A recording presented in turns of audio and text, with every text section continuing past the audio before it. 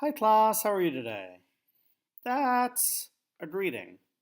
See, by me saying, Hi class, how are you today? That's how I'm greeting you. The learning target for today is to explain, identify the types of, and create a random sample. For the scale, you're a 3 if you can explain, identify the types of, and create a random sample. You're a 2 if you can do 2 of these things. You're a 1 if you can do 1 of these things, and you're a 0 if you can do none of these. Let's get started. Section 1.2, Random Samples.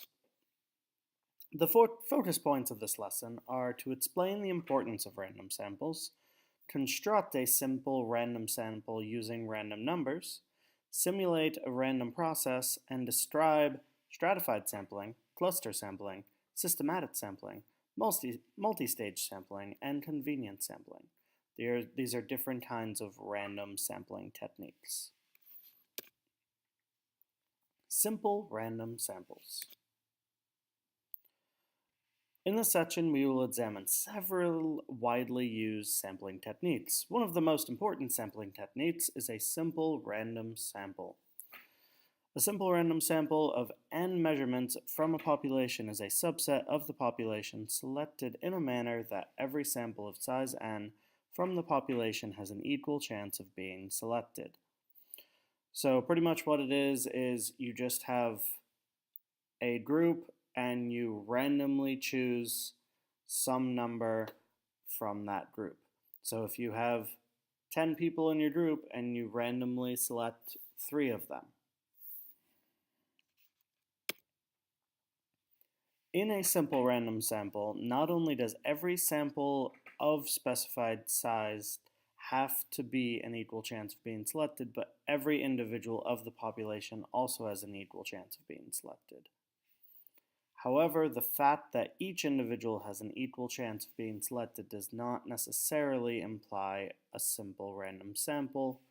Remember, a simple random sample, every sample of the given size must also have an equal chance of being selected.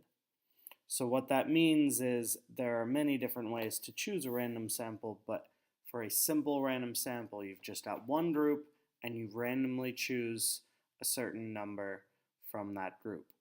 However, there are other ways of sampling, such as splitting that group into smaller groups and then choosing.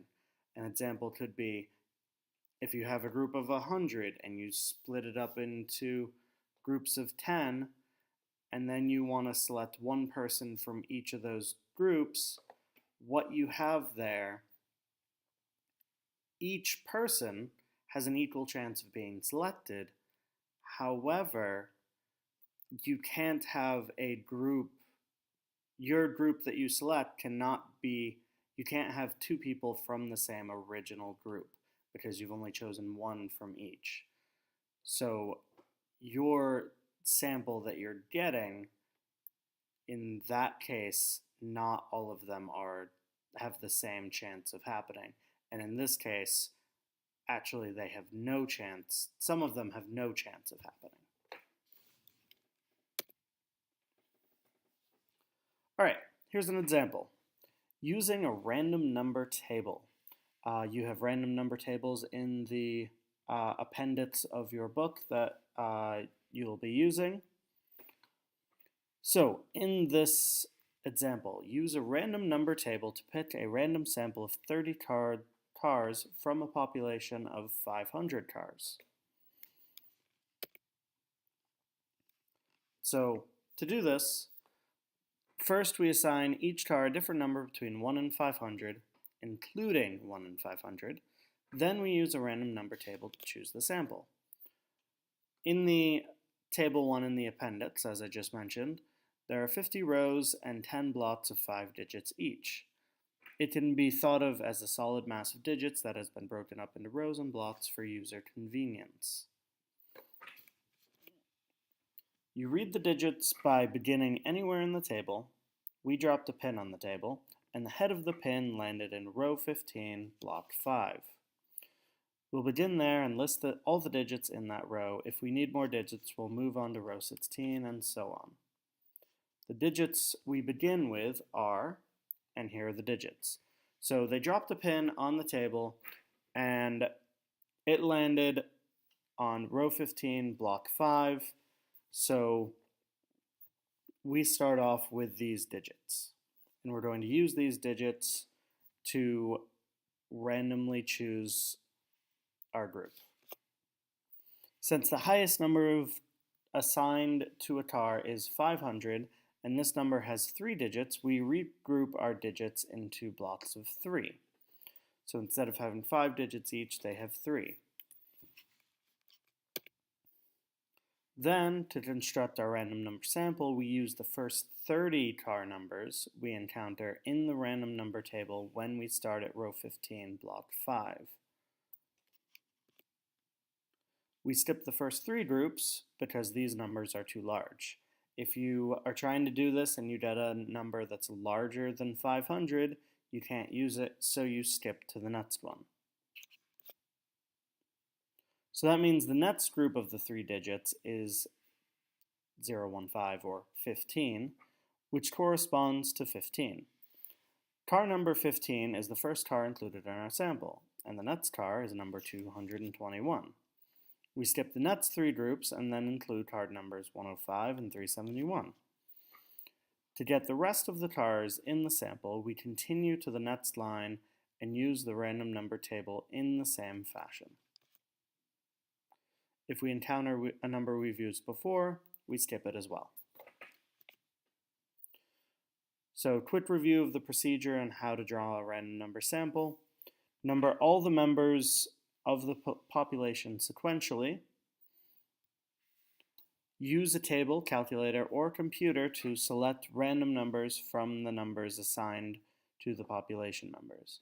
So we're going to learn how to use a table as we just did, but also there are other ways such as using a calculator.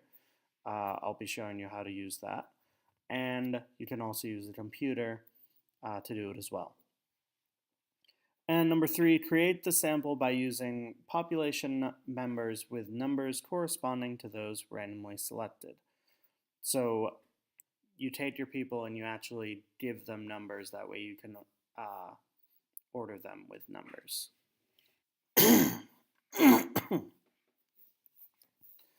Another important use of random number tables is in simulation. We use the word simulation to refer to the process of providing numerical imitations of real phenomena. Simulation methods have been productive in studying a diverse array of subjects, such as this list. A complete list, though, would probably include something from every aspect of modern life. A simulation is a numerical facsimile or representation of a real world phenomenon. So, essentially what that is using random number tables or calculator, computer, or whatever it may be to simulate, to use a real life thing happening, and we're going to simulate it. We're going to use the computer to show what would happen in a certain case. Because a lot of times you can't actually sample things because, say, they're a phenomenon that don't happen very often, or possibly unethical things that you would never actually study. So instead you use a simulation to simulate what would happen. Other sampling techniques. Although we will assume throughout this test that random samples, simple random samples, are used, other methods of sampling are also widely used. Appropriate statistical techniques exist for these sampling methods, but are beyond the scope of this test. One of these sampling methods is called stratified sampling. So, always assume that it's going to be a simple random sample unless they tell you otherwise, but in an intro to statistics class, the stuff we're mostly going to see are simple random samples. One of these sampling methods is called stratified sampling. Groups or classes inside a population that share a common characteristic are called strata. For example, in the population of all undergraduate college students, some strata might be freshmen, sophomores, juniors, or seniors. So we're taking a population, undergrad college students, and we're splitting them up into groups. Other strata could be men or women, in-state students or out-of-state students, and so on. In the method of stratified sampling, the population is divided into at least two distinct strata. Then, a simple random sample of a certain size is drawn from each stratum, and the information obtained is carefully adjusted and weighted in all resulting calculations. So in this way, you're splitting them up into groups that make sense, and then you're doing a simple random sample inside each group. So you're taking a simple random sample of a simple random sample of the freshmen, a simple random sample of the sophomores, of the juniors, of the seniors, and then doing that. Another popular method of sampling is called systematic sampling. In this method, it is assumed that the elements of the population are arranged in some natural sequential order. Then we select a random starting point and select every kth element for our sample. For example, people lining up to buy rock concert tickets are in order. To generate a systematic sample of these people and ask questions regarding topics such as age, smoking habits, income level, etc., we would include every fifth person in line. The starting person is selected at random from the first 5. The advantage of a systematic sample is that it is easy to get, however, there are dangers in using systematic sampling. So you randomly say you want to start with the third person, and then you talk to the 8th person, and then you talk to the 13th person, and then the 18th person, and the 23rd person, and so on until you get to the end of the line. So you're not asking every single person in line, you're just asking a set number of them, specifically every 5th person. So it's not a random sample because you are always skipping 4 people. 4 specific people will always not be seen between those. When the population is repetitive or cyclic in nature, systematic sampling should not be used. For example, consider a fabric mill that produces dress material. Suppose the loom that produces the material makes a mistake every 17th yard, but we only check every 16th yard with an automated electric scanner. In this case, a random starting point may or may not result in detection of fabric flaws before a large amount of fabric is produced. So in this case, if we went to every 16th, but it actually made the mistake every 17th, what we would see would be that it never made a mistake. However, it actually did make a mistake 1 out of 17 times. So that's why in this case, a simple random sample would be much better. Another sampling technique is cluster sampling. It's a method used extensively by government agencies and certain private research organizations. In cluster sampling, we begin by dividing the demographic area into sections. Then we randomly select sections or clusters. Every member of the cluster is included in the sample. For example, in conducting a survey of school children in a large city, we could randomly select 5 schools and then include all the children selected from the school. Often a population is very large or geographically spread out. In such cases, samples are constructed through another type of sampling technique called multi-stage sample design. It's several stages with the final stage consisting of clusters. So in this, we use many different techniques, but different stages of them. So in one stage we use one technique, and another stage we use another technique, ending in the cluster technique. For instance, the government's current population survey interviews about 60,000 households across the United States each month by means of a multi-stage sample design. For the survey, the first stage consists of selecting samples of large geographic areas that do not cross state lines. These areas are further broken down into smaller blocks, which are stratified according to ethnic and other factors. Stratified samples of the blocks are then taken. Finally, housing units in each chosen block are broken into clusters of nearby housing units. A random sample of these clusters of housing units is selected, and each household in the final cluster is interviewed. So many different stages there, using different techniques, getting down to what they want. Another technique is convenience sampling. It uses results or data that are conveniently and readily obtained. In some cases, this may be all that's available, and in many cases, it's better than no information at all. However, convenience sampling does run the risk of being severely biased.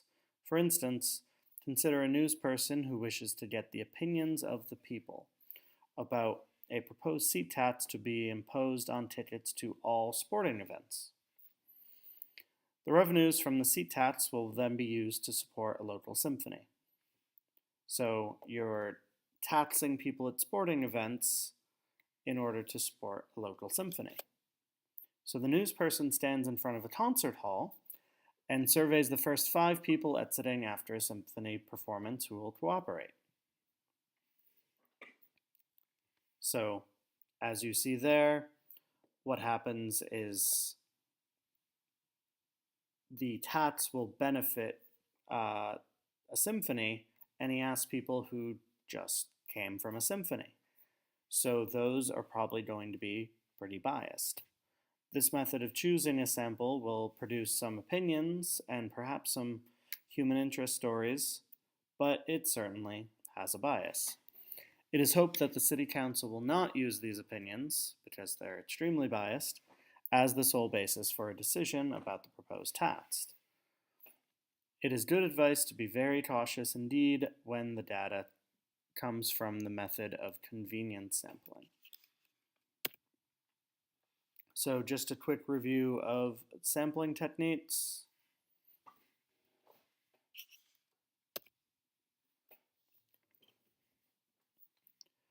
We call the list of individuals from which a sample is actually selected the sampling frame. Ideally, the sampling frame is the entire population.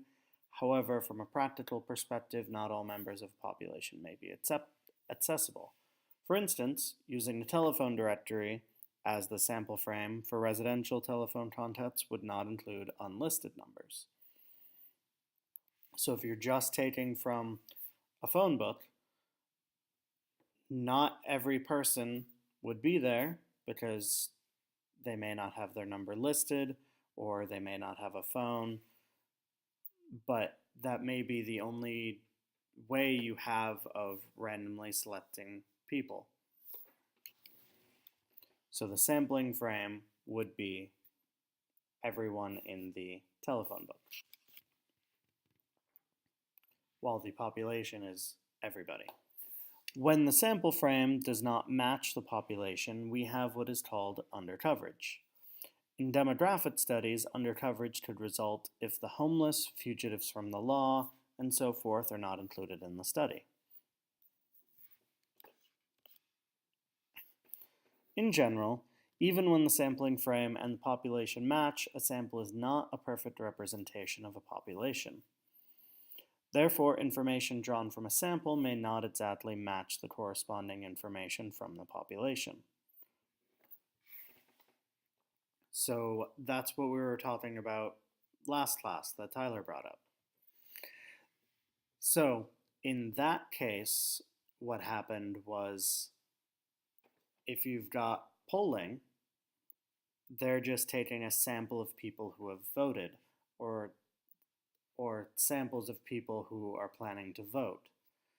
However, it's not a representation of everyone who's going to vote. So that's why they often have a margin of error, because there is error. To the extent that the sample information does not match the corresponding population information, we have an error called sampling error. And we'll find out much later in class how to calculate that sampling error. What is the margin of error? So a sampling error is the difference between measurements from a sample and a corresponding measurements from the respective population. It is caused by the fact that the sample does not perfectly represent the population. A non-sampling error is the result of poor sample design, sloppy data collection, faulty measuring instruments, bias in questionnaires, and so on. So if you have a good sample, you still have an error because of the fact that it's a sample. But a non-sampling error would be something based on what you did to collect the sample, an error you made in collecting the sample. Now time for the sponge activity. We have a few questions here, and I want you to answer them to the best of your ability. Number 1, a random sample of parents who attended a high school football game were asked if ticket prices to high school games should be increased to better high school sports. I want you to describe the sample frame, and then why might this not be the best way to gain information about increasing ticket prices? Number 2, in a random sample of 15 cereal boxes taken from the shelves of a grocery store, all of them had a height of 12 inches. Can we conclude that all the cereal boxes in the store were 12 inches tall? Explain. And number 3, in a high school, 10 students from each grade were randomly selected to be on a committee. Part A, does each student have an equal chance of being selected? Explain. And part B, which of the sampling techniques was used? And explain. Anywhere it says explain, I want more than just the answer, or I won't take it. A lot of statistics is not necessarily whether you know whether it's this or this, it's explaining, it's knowing why something is. So a lot of questions now will be explain this, more than just is it this or this. Alright, that's it for the lesson. Once again, please take notes in the entire lesson. Attempt the sponge, submit it all to eBackpack. Google Classroom. I use Google Classroom now, just to make sure you knew that. Google Classroom. And have a good night.